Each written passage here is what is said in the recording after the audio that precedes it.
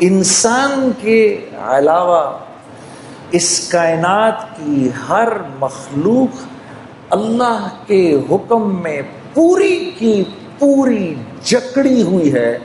انسان کو یہ تھوڑا سا اختیار دیا ہے. یوں تو انسان بھی پورا کا پورا اللہ کے حکم میں جکڑا ہوا ہے. نہ یہ اپنی مرضی سے آیا، نہ یہ اپنی مرضی سے یہاں رہ رہا ہے، نہ یہ اپنی مرضی سے یہاں سے جائے گا. یہ کس کے گھر پیدا ہوگا یہ نہیں جانتا، کون اس کے ماں باپ ہوں گے یہ نہیں جانتا، کل کو شادی کے بعد اللہ اس کو اولاد دے گا کہ نہیں دے گا اس کے بس کی بات نہیں ہے، یہ نہیں جانتا.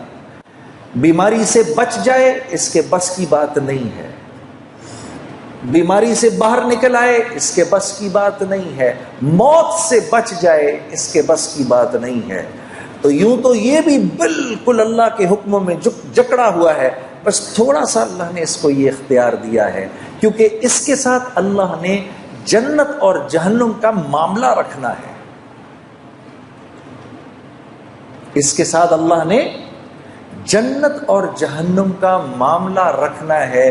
یہی وہ اختیار ہے میرے عزیز دوستو جس کی بنیاد پر اللہ نے انسان کو باقی تمام مخلوق سے اشرف بنایا ہے، اور یہ اشرف المخلوقات کہلاتا ہے. صرف ایک یہ وجہ ہے، ورنہ تو دیکھو کتنا کمزور ہے. اپنی پیدائش کے وقت اس کو تو ہوش ہی نہیں ہوتا. اس کے برعکس مچھلی کا بچہ انڈے سے نکلتا ہے فوراً تیرنا شروع کر دیتا ہے، مرغی کا بچہ انڈے سے نکلتا ہے چلنا شروع کر دیتا ہے، بکری کا بچہ تھوڑی دیر میں کھڑا ہو جاتا ہے. یہ تو 6 سال تک ہوش پہ نہیں آتا.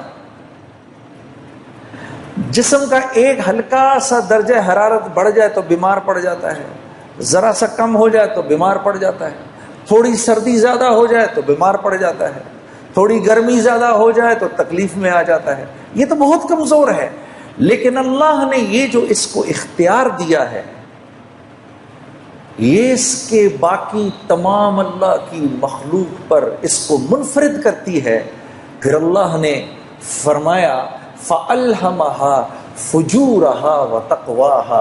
میرے بندے اس بات کو ذہن میں رکھنا کہ تیرے اوپر ہم نے اس بات کو الہام کیا ہے کہ تو صحیح اور غلط کے فرق کو سمجھتا ہے. یہ نہیں کہہ سکتے ہم اللہ کو ہمیں پتہ نہیں. کچھ چیزیں ایسی ہیں جو انسان جانتا ہے. جھوٹ ہر معاشرے میں برا سمجھا جاتا ہے، وہ مسلمانوں کا معاشرہ ہو یا غیر مسلموں کا معاشرہ ہو، جھوٹ ہر جگہ برا سمجھا جاتا ہے. بےایمانی ہر جگہ بری سمجھی جاتی ہے، خیانت ہر جگہ بری سمجھی جاتی ہے، ظلم ہر جگہ برا سمجھا جاتا ہے، قتل و غارت ہر جگہ برا سمجھا جاتا ہے. بالکل اسی طریقے سے ہر معاشرے میں سچ پسند کیا جاتا ہے، امانت داری کا مول ہے ہر معاشرے کے اندر، امن و امان ہر معاشرے کی چاہت اور پسند ہے، رحم دلی ہر معاشرے میں پسند کی جاتی ہے.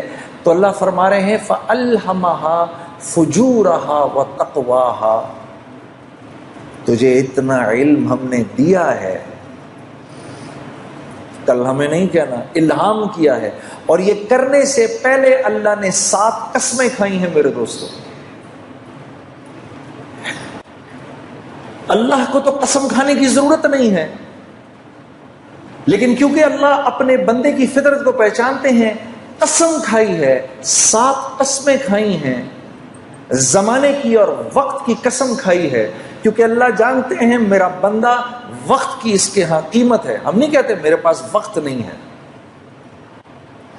تو اللہ جانتے ہیں کہ وقت کی اس کے ہاں قیمت ہے، تو قسم کھائے وَالشَّمْسِ وَضُحَاهَا وَالْقَمَرِ إِذَا تَلَاهَا وَالنَّهَارِ إِذَا جَلَّاهَا وَاللَّيْلِ إِذَا يَغْشَاهَا وَالسَّمَاءِ وَمَا بَنَاهَا وَالْأَرْضِ وَمَا طَحَاهَا 6 قسمیں تو وقت کی کھائیں کہ مجھے سورج کے نکلنے کی قسم، اور پھر چاند کی تمازت کی قسم، اور پھر دن کے اجالے کی قسم، اور پھر رات کے چھا جانے کی قسم، اور پھر اس رب کی قسم عجیب کہ جس نے آسمان کو بنایا اور تخلیق کیا، اور کیا ہی بات ہے اس رب کی، اس کی قسم کہ جس نے زمین کو بچھایا، اور پھر 7ویں قسم آپ کی کھائی اور کہا میرے بندے مجھے تیری جان کی قسم اور اس رب کی قسم جس نے یہ خوبصورت انسان بنایا ہے، فَأَلْهَمَهَا فُجُورَهَا وَتَقْوَاهَا۔ جو اختیار تجھے دیا ہے وہ کسی کو نہیں دیا۔ لو انزلنا هذا القرآن على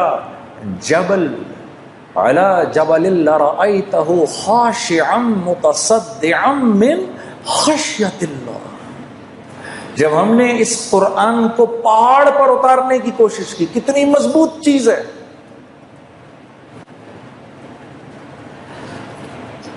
یہ اس پہاڑ کو وہ ہوا نہیں ہلا سکتی جو آگ کو بجھا دیتی ہے، جو سمندر کے پانیوں کو لے کے چلتی ہے، وہ آگ بھی وہ ہوا بھی اس کو اپنی جگہ سے نہیں ہلا سکتی، بڑے بڑے زلزلے بھی پہاڑ کو نہیں توڑ سکتے۔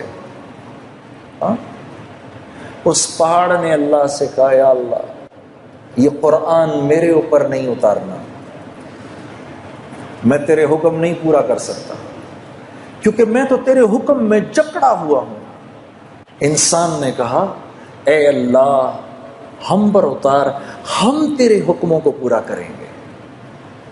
تو یہ ذمہ داری لیے بیٹھے ہیں میں اور آپ۔ قد افلح من زکاہا، اللہ فرما رہے ہیں میرے بندے اگر تو نے اپنے نفس کو، اگر تو نے اپنی خواہشات کو میرے حکموں کے تابع کر دیا تو تو کامیاب ہو جائے گا، کیونکہ یاد رکھ نفس پر تو چلنے کے لیے نہیں ہے، نفس پر جانور چل سکتا ہے، کیونکہ جانور کو تو ہم نے کوئی اختیار دیا ہی نہیں، وہ تو اچھائی اور برائی کو نہیں سمجھتا۔ کتے کو کل اللہ پکڑ کر جہنم میں نہیں ڈالے گا کہ تو نے فلاں کی ٹانگ کیوں پکڑی، وہ کہے گا یا اللہ تو نے مجھے جس فطرت پر پیدا کیا میں نے پوری زندگی اس فطرت پر گزار دی، میں نے اسی فطرت پر زندگی گزاری۔ سانپ کو اللہ جہنم میں نہیں ڈالے گا کہ تو نے کیوں کاٹا فلاں کو، وہ کہے گا اللہ یہ تو نے بات میری فطرت میں ڈالی تھی اور میں بالکل پورا کا پورا تیرے حکموں پر چلا ہوں۔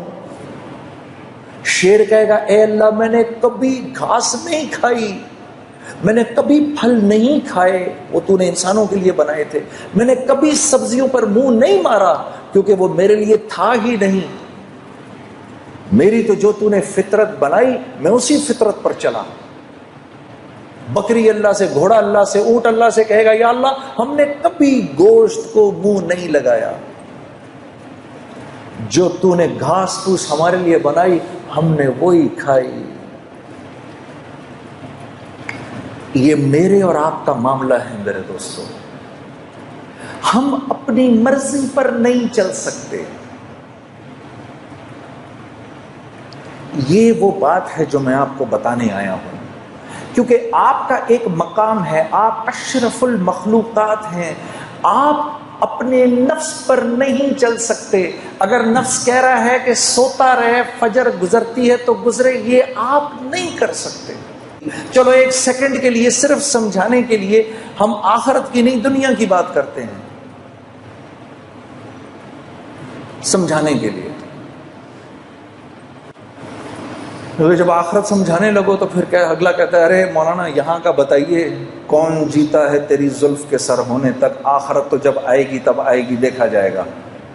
ابھی یہ بتائیں میں دنیا میں خوبصورت زندگی کیسے گزاروں؟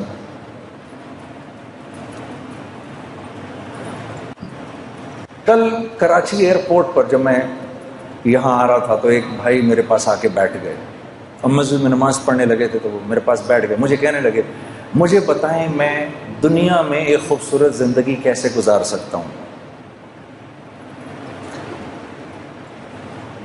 میں نے کہا میں اگر آپ کو یوں بتاؤں اور اگر آپ میری بات پر عمل کر لیں تو آپ یقین کریے کہ اللہ رب العزت کی ذات، اس کی یہ منشا ہر وقت کی منشا ہوگی کہ آپ کی زندگی ایک خوبصورت زندگی بن جائے.